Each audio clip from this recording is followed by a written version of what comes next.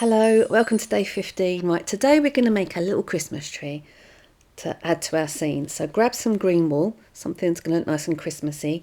Pull off about 15 centimetres of a slither and spread it out so it's nice and wide.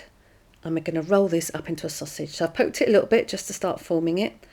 And then I'm rolling it up nice and tight into a sausage, and I'm just tucking those ends in as we go, because that will just help to make the shape a bit quicker. So there we are, a few pokes along this shape, and that will just stop it unravelling.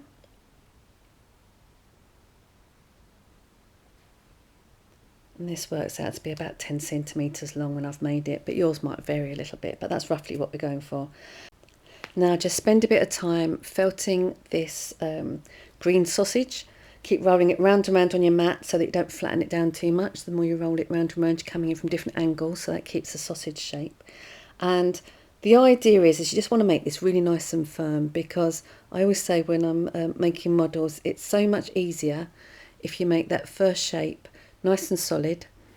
It builds a foundation to work on, and everything else tends to fall into place much easier. So spend quite a lot of time firming up the sausage, as I say, turning it round and round on your mat.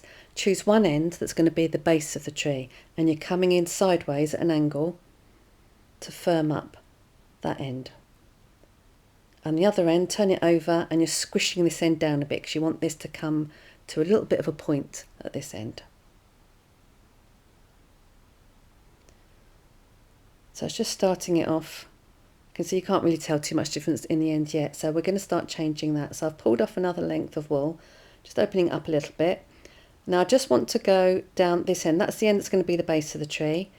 So I want to increase the size down this end, because you end up kind of a carrot or a parsnip shape to make a Christmas tree. So layer by layer we're going to add a little bit more down this end just to build that shape up. Same again, I'm going to speed this up because it takes a little while just to mat this all down. Keep coming in that end. You want to flatten that end off so it will stand up. It's still quite narrow, but we're going to add on more layers. There we go, just keep on adding some down this bottom end.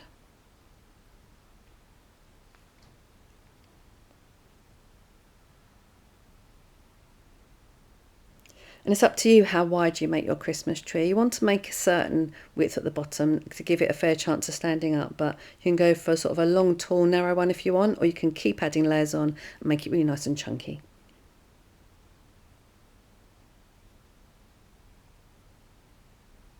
So this time, now I've widened that bottom bit, I'm just going to keep on adding a little bit to the top as well, otherwise it's going to look all out of proportion.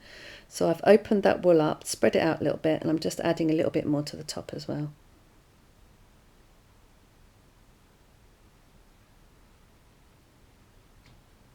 A bit more onto the bottom, and just keep on adding the layers.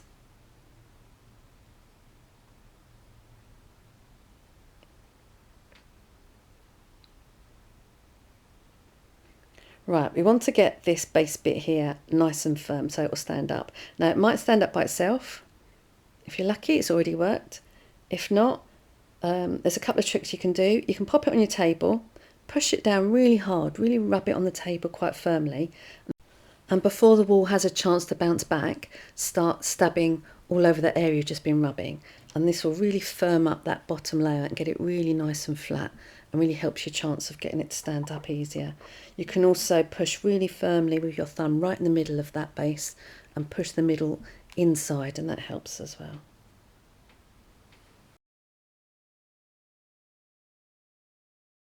If it's still a bit wobbly, also sometimes making it a bit wider at the bottom, that helps with the balance. Just keep fiddling about with it until it works. So I'm doing one final layer on, wrapping it across the whole of the tree and felting that down.